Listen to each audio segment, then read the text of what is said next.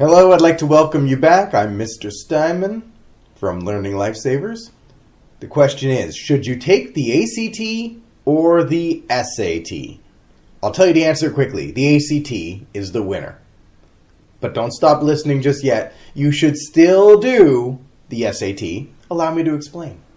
This is part one, that the ACT has advantages over the SAT. And part two is going to be, you should still take both tests. Part one, the first reason why the ACT is better. The first reason why the ACT is better, and this is a big reason that I don't hear many people talking about. It's called superscoring. The ACT has 4 sections. So if you increase your reading score, for example, but then lose points on your English section, your superscore can go up.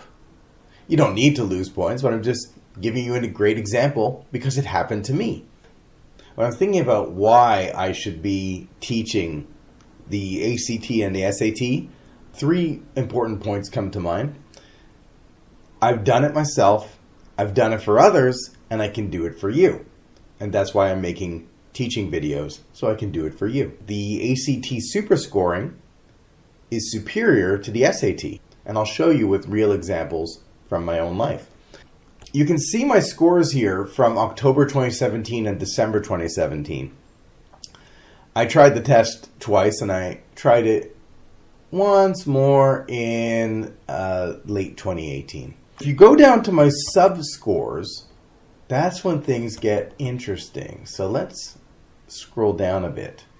I've done better in reading on one of them and better on writing and language in the other. I got the best reading score I had was 39, and the best writing and language score I had was 37, which would add up to 76 or 760. That would be my super score. However, because the scores are combined into a single verbal score of 750 in both cases, by having 750 in both cases, you superscore to 750. There's no improvement at all. It's not the same for the ACT. So you have a great advantage on the ACT. And now I'll show you how the ACT did a much better superscoring for me. But you know what? I think it would be more fun to save that for later, have a little bit of excitement. The second reason why the ACT is better than the SAT is calculator policy. The calculator policy on the ACT is go ahead and use it for the math section. On the SAT, they have a no calculator section and a yes calculator section. Even though you're always allowed a calculator in the ACT, they make the math so easy to handle in terms of the multiple choices that you do not even need to use it. It'll actually save you time not to use it. But I love having the calculator to check my answers. So what I would suggest as a way to do both the SAT and ACT math sections with calculator, do everything you can without the calculator or hardly using it, barely using it, and then circle some of the questions to come back to. And when you're going back through your work, double check by putting things into the graphing calculator. If you have a problem with timing, then you actually need to know the fastest ways to do things because you want to have time to hit every question. So that'll be in another video about how to do math questions quickly.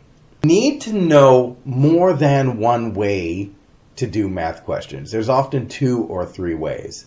Usually there's a best and fastest way, but there's also secondary ways which totally check your work or totally work. You know you've got it.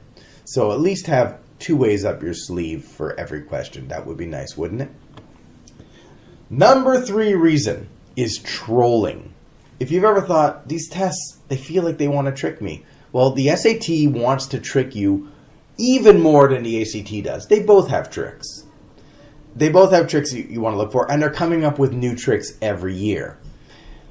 They're getting ever more devious throughout the years. You have more time per question with the SAT. However, you're going to use it all up because they're making their questions too tricky and you're spending too much time trying to think through them, and you might make a mistake. On the ACT, it's a speed test.